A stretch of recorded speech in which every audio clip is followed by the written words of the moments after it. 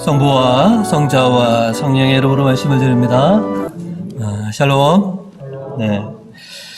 44주일을 맞이하신 우리 교우님들에게 주님의 힘과 은총이 가득하시기를 진심으로 축원드립니다. 어느덧 사순절 중간 한가운데 우리가 와 있습니다. 여러분들의 결단 그리고 주님의 도우심으로 우리가 여기까지 와 있습니다. 지금까지 이렇게 사순절을 지키신 여러분 스스로 보면 대견하시지 않습니까?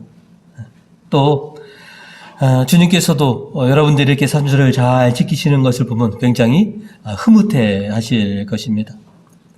이제 앞으로 남은 이 사순절 여정도 여러분의 결단과 또 주님의 좋으심으로 여러분들이 잘 종주할 수 있기를 간절히 기원드립니다.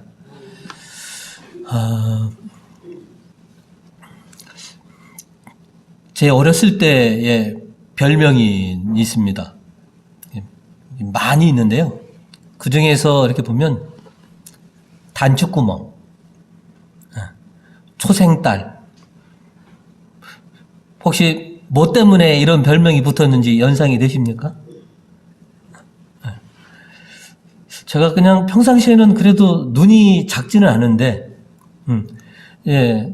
제가 살짝 미소를 띠거나 웃으면 눈이 이렇게, 거의 뭐 잠기듯이 해서, 그래서 생긴 별명이라 아주 친한 사람들은, 지금도 이렇게 보면, 서울교구에도 은퇴가 얼마 되지 않으신 이 선배 성직자 중에서 저하고 쌍벽을 이루는 눈을 갖고 계신 분인데, 서로 보면, 눈 좀 뜨고 살아요. 너는 어디다 뒀어요? 라고 이렇게 우스개 말들을 이렇게 건넸는데요. 오늘 이번 주에 설교를 이렇게 준비하고 묵상하는 가운데 그 말이 단순히 나의 작은 눈을 가리켜서만 한 말이 아닐 것이구나.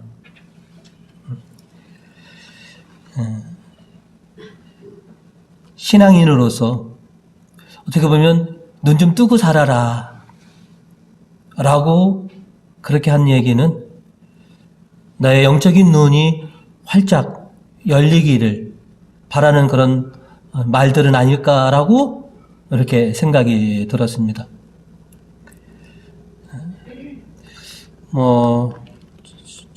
제가 이제 노안 때문에 안경을 쓰지만, 지난주에도, 안과를 갔더니 시력이 한 1.5, 1.5 나오더라고요. 근데 이제 가까운 거리만이 책들만 볼 때는 이제 이렇게 안경을 쓰는데요. 사람에 따라서 다 시력들은 다 다르고, 그죠? 근데 감사하게도 우리 교회는 소경은 없으신데요.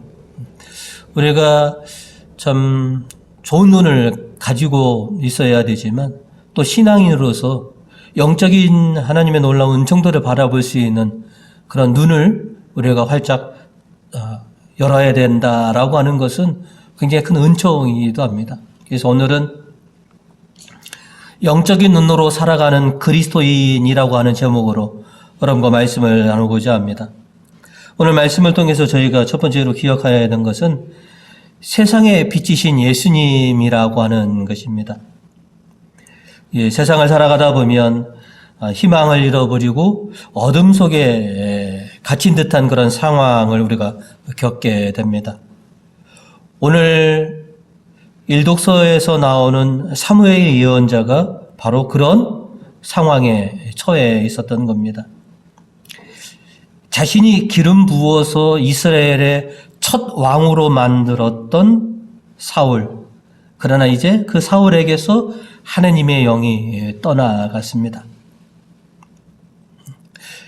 자신에 의해서 왕이 된 사울이 결국은 하나님에게서 폐위가 됐다라고 하는 이런 참담함.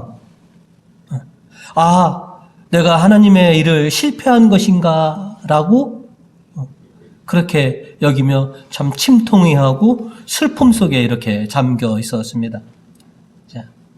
그런 사무엘 예언자에게 하나님께서는 다시 그에게 희망의 빛을 비춰주십니다. 오늘 일독서 1절의 말씀을 보시면 야훼께서 사무엘에게 말씀하셨다. 내가 사울을 이스라엘의 왕의 자리에서 파면시켰다고 해서 너는 언제까지 이렇게 슬퍼만 하고 있을 셈이냐. 기름을 뿔에 채워가지고 길을 떠나가거라. 내가 너를 베들레헴에 사는 이세라는 사람에게로 보낸다. 그의 아들 가운데서 내가 왕으로 세울 사람을 하나 보아두었다. 하나님께서는 사무엘에게 그리고 이스라엘에게 희망의 빛을 다시 비춰주시는 겁니다. 그리고 오늘날에도 좌절과 슬픔과 절망 속에 있는 수많은 사람들에게 주님께서는 구원의 빛을, 생명의 빛을 이렇게 비춰주고 계십니다. 오늘 복음 5절로 예수님께서 이렇게 말씀하셨습니다. 내가 이 세상에 있는 동안은 내가 세상의 빛이다. 예수님께서는 이 땅에 구원의 빛으로 생명의 빛이 되시어 우리를 비춰주시고 우리를 이끌어 주십니다. 그래서 오늘 복음에서도 보면 태어날 때부터 소경이었던 사람의 눈을 열어서 빛을 보게 해 주셨죠. 그리고 오늘날 저와 여러분들에게도 예수님께서는 빛을 비춰주셔서 우리를 빛의 자녀로 그렇게 삼아 주셨습니다. 오늘 에베소서 8절의 말씀을 통해서 여러분이 전에는 어둠의 세계에서 살았지만 지금은 주님을 믿고 빛의 세계에서 살고 있습니다. 그러니 빛의 자녀답게 살아야 합니다.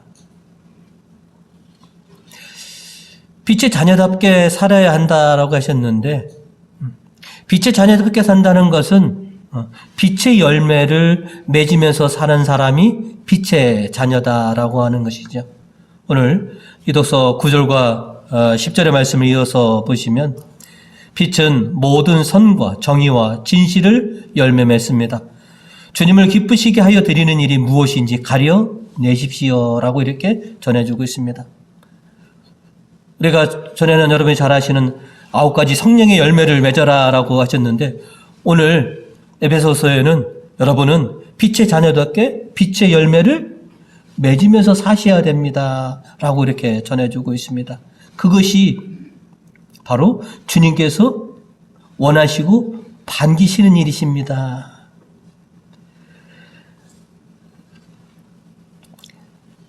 이도서 14절의 말씀을 보시면 빛을 받아 드러나면 빛의 세계에 속하게 됩니다.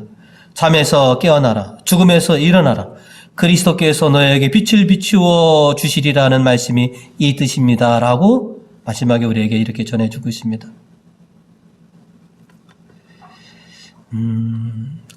요즘은 뭐 전기료가 많이 올랐다고 해서 전기료 때문에 집에 있는 등들을 거의 끄시고 어둑어둑하게 지내시는 분이 계십니다. 그 대표적인 분이 저희 어머님이신데요. 저는 집에 가면 아유 왜 이렇게 어둡게 사냐. 저는 불을 탁 킵니다. 전기료 때문에 이제 걱정하셔서 그러시는데 저는 뭐 그 전기료가 얼마나 그냥 환하게 삽시다. 저는 어두운 것보다는 환한 게 좋습니다. 실은 우리 성당돌에서 데코도 여러분 훨씬 더 환해졌지 않습니까? 저는 환한 게 좋습니다.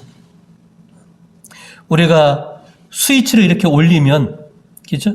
이렇게 빛이 켜지는 것처럼 우리의 뜻과 우리의 생각을 이렇게 하늘로 올려야지만이 그리스도의 빛을 볼 수 있고 그리스도의 광명을 우리가 받을 수가 있습니다. 항상 빛이 켜질 수 있도록 하늘을 향한 스위치를 우리가 이렇게 켜고 살아야 합니다. 미가 예언자는 6장 8절로 우리에게 이런 말씀을 전해 주셨습니다. 이 사람아, 야훼께서 무엇을 좋아하시는지 무엇을 원하시는지 들어서 알지 않느냐. 정의를 실천하는 일, 기꺼이 은덕에 보답하는 일, 조심스레 하나님과 함께 살아가는 일, 그 일밖에 무엇이 더 있겠느냐. 그의 이름을 어려워하는 자에게 앞길이 열린다라고 미가 예언자가 우리에게 전해주고 있습니다. 이 땅에 구원과 생명의 빛으로 오신 주님, 그래서 그 빛을 우리에게 비춰주셨고 우리는 그 빛을 받아 빛의 자녀가 되었습니다. 그러면 우리는 빛의 열매를 맺으며 우리가 살아가야만 됩니다. 빛이 강한 때가 우리가 보면 한낮이지 않습니까? 정오, 그죠? 정오의 빛이 가장 강하다면 어떻게 보면 신자들에게 하나님의 가장 큰 은총의 빛은 이 사순절에 가장 크게 비춰주지 않느냐라고 저는 개인적으로 생각하고 있습니다. 그리스도의 빛을 여러분이 충만히 받으시는, 그래서 여러분이 그 빛을 받아서 다시 하늘의 뜻과 또 그 빛을 또 반사하시는 그런 빛의 자녀답게 살아가시는 우리 교우님들 되시기를 주님의 이름으로 축원드립니다. 오늘 말씀을 통해서 저희가 두 번째로 기억해야 되는 것은 영적인 눈을 떠라라고 하는 것입니다. 오늘 복음에서 예수님께서 소경의 눈을 뜨게 해주시고 또 두 번째 만났을 때는 그의 영적인 눈도 열어주십니다. 오늘 복음 6절과 7절로 보시면 예수님께서 그의 육안을 열어주시는 그 치유의 말씀이 우리에게 전해주고 있습니다. 6절부터입니다. 이 말씀을 하시고 예수께서는 땅에 침을 뱉어 흙을 개어서 소경의 눈에 바르신 다음 실로암 연못으로 가서 씻어라 라고 말씀하셨다. 실로암은 파견된 자라는 뜻이다. 소경은 가서 얼굴을 씻고 눈이 밝아져서 돌아왔다.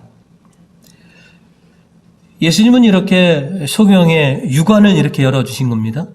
육체의 눈을. 하지만 두 번째 만남을 통해서는 그의 영안도 열어주십니다. 자, 육안이 열렸을 때 당신의 눈을 뜨게 해준 사람이 누구요? 라고 사람들이 이 소경에게 묻자 이 소경은 11절에는 그냥 예수라는 어떤 분이 그러셨습니다. 예수라는 분이라고 이렇게 대답합니다. 그 다음에 또 누군가가 물어보더니 17절에는 예수님을 그분은 예언자이십니다. 이렇게 고백했습니다. 그때까지는 예수님이 그리스도이시다, 하나님의 아들이시더라고 그는 믿거나 보지 않았던 것이죠. 주님은 이제 그 소경의 눈을 다시 열어주셔서 이 땅에 오신 그리스도를 이제 보게 합니다. 자, 오늘 복음 35절부터 38절까지의 스토리입니다. 눈 멀었던 사람이 유다인들의 회당에서 쫓겨났다는 말을 들으시고 예수께서 그를 만났을 때 너는 사람의 아들을 믿느냐 하고 물으셨다. 선생님 믿겠습니다. 어느 분이십니까? 하고 대답하자 예수께서 너는 이미 그를 보았다. 지금 너와 말하고 있는 사람이 바로 그 사람이다 하고 말씀하셨다. 주는 믿습니다 하며 그는 예수 앞에 꿇어 엎드렸다. 처음에 이 소경은 예수를 단순히 그냥 예수라는 분이요, 그냥 사람들 중에 한 분, 그러다가 자기가 눈을 뜨고 났으니까 뭐예요? 아마 예언자가 아니면.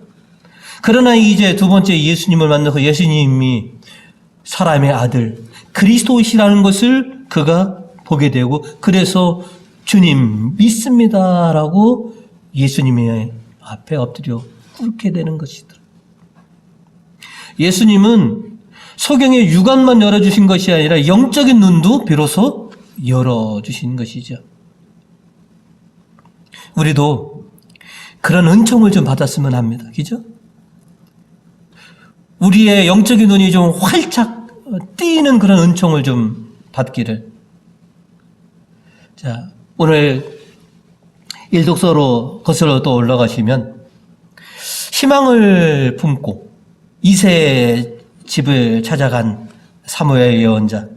그러나 아직까지도 그의 눈은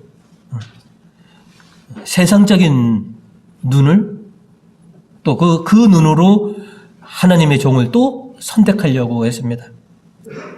6절에 보시면 일독서, 그들이 나타나자 사무엘은 엘리압을 보고 속으로 바로 여기 야훼께서 기름 부어 성별하실 자가 있구나 하고 생각을 합니다. 사무엘 예언자의 눈에는 엘리압이 딱 뭐예요? 왕감이라는 것이죠. 왜냐? 아마 엘리압이 사울을 가장 많이 닮았을 것 같습니다. 여러분 아시는 것처럼 사울이 일반인보다 키가 훨씬 더 크고 얼굴도 잘생겼죠. 엘리압이 바로 그런 것입니다. 그러니까 전임 왕이 사울이 키도 헐차고 인물이 훤해서 왕이 되었으니까 엘리압을 보고 당연히 속으로 쟤한테 기름 부으라고 나를 보냈구나.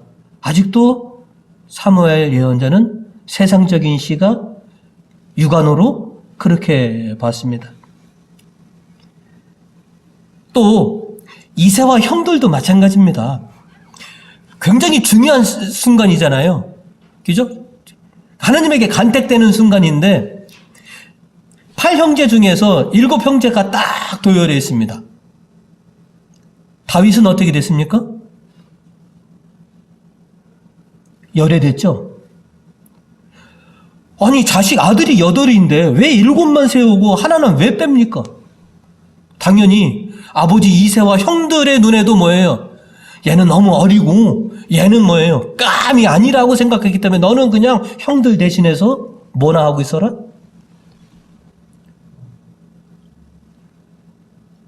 자, 7절의 말씀을 보시면, 그러나 야훼께서는 사무엘에게 용모나 신장을 보지 말라. 그는 이미 내 눈밖에 났다. 하나님은 사람들처럼 보지 않는다. 사람들은 겉모양을 보지만 나 야훼는 속마음을 들여다본다 하고 이르셨습니다.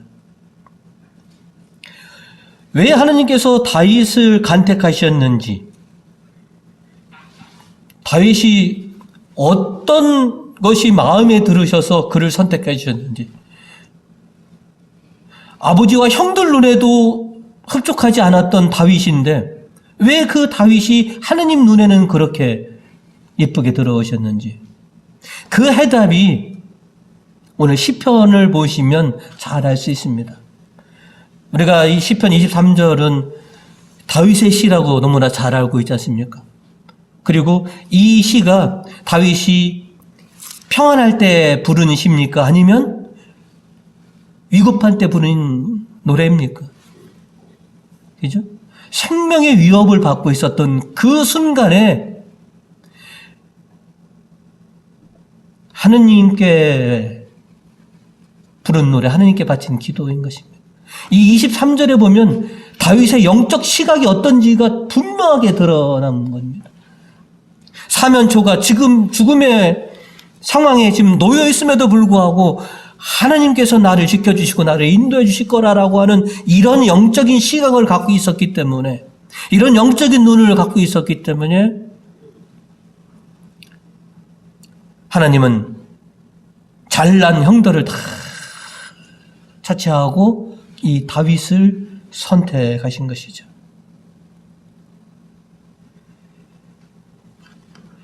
우리가 영적인 눈을 뜨는 것, 믿음의 시각으로 세상을 바라볼 수 있는 것, 굉장히 중요합니다.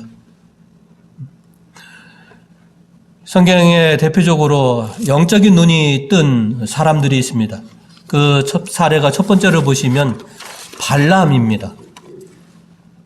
민수기 22장 31절에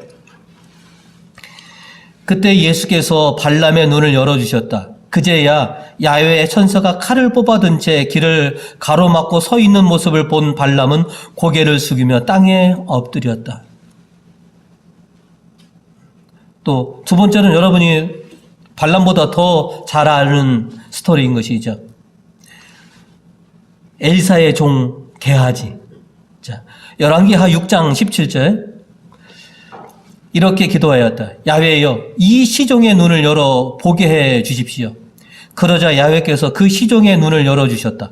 그러자 그는 불말을 탄 기마 부대와 불병거 부대가 엘리야를 둘러싸고 온 산에 덮여 있는 것을 보았다. 하나님께서 게하지의 눈을 열어주시자 천신 군단들이 엘리야 주변에 쫙 포진해 있는 것이 보이더라는 것이죠.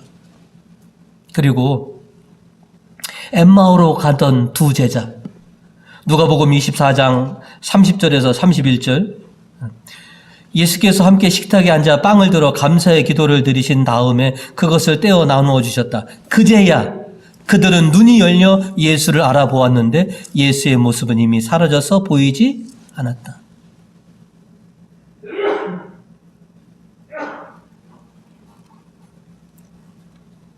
대표적으로 주님께서 영적인 눈을 열어주신 사례들인 것이죠. 영적인 눈이 열려있느냐 닫혀있느냐 굉장히 인생에서 중요한 사건입니다. 우리도 흔히들 말하기를 눈에 보이는 것이 다가 아니다라고 말들을 합니다. 100번 맞는 말씀입니다. 눈에 보이는 세상이 전부는 아닙니다. 육안으로 보는 것이 전부가 아니라 영적인 눈으로 보는 세상, 신앙적 시각으로 봐야지만이 때로는 그 진리를 잘 깨달을 수 있는 것이 굉장히 많습니다. 예수님께서 오늘 소경의 눈을 뜨게 해주신 것처럼 또 하나님께서 발람과 게하지의 영안을 이렇게 열어주신 것처럼 오늘 우리들도 주님께서 우리의 영적인 눈을 좀 열어주시기를, 더 크게 튀어주시기를 간절히 소망해 봅니다. 주님께서 우리의 영적인 눈을 크게 튀어주시면 지금 이 미사 가운데 우리가 함께 찬양하는 수많은 천사들을 우리가 바라볼 수 있을 거고, 지금 우리에게 은혜를 주시기 위해 계시는 예수님을 우리의 눈으로 바라볼 수 있지 않겠습니까? 우리에게 필요한 건 바로 그거인 것이죠. 제 영적인 눈을 열어주셔서 저와 함께 하시는 당신의 은총들을 좀 보게 해 주십시오. 저와 더불어 하나님을 찬양하는 수많은 천신 천군들을 좀 보게 해 주십시오.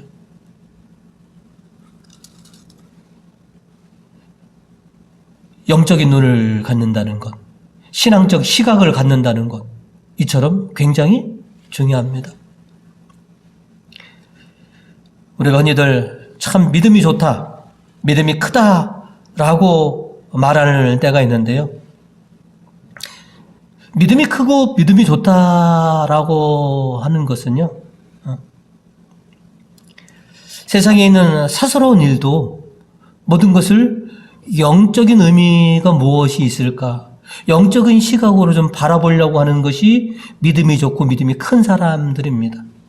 물론 세상 모든 일이 영적인 일만은 아닙니다. 거기에 다 하나님의 섭리가 다 담겨 있지 않을 수도 있습니다. 하지만 믿음이 좋은 사람은 그 모든 일 속에서 하나님의 섭리와 하나님의 뜻을 발견하려고 하는 것이 믿음이 좋은 사람들인 겁니다. 하나님의 눈으로 보려고 하는 것, 신앙의 눈으로 뭔가를 보려고 하는 것. 우리에게 지금 가장 필요한 것은 바로 그것입니다. 우리는 주님께서 우리에게 영적인 눈을 뜨게 해주셨습니다. 그러나 우리가 죄가 많아서 그런지, 우리가 부족해서 그런지, 우리가 하나님의 놀라운 은총도를 잘 보지 못하는 그런 상황에 있습니다. 이제 주님께서 우리의 영안을 좀 활짝 열어주셔서 하나님의 놀라운 신비를 더 많이, 더 멀리 더 넓게 보는 그런 영적인 눈을 가진 사람들이 되었으면 합니다. 그럼 얼마나 우리가 행복하겠습니까? 세상의 고통 속에서도 영적인 눈이 열리면 어떻습니까?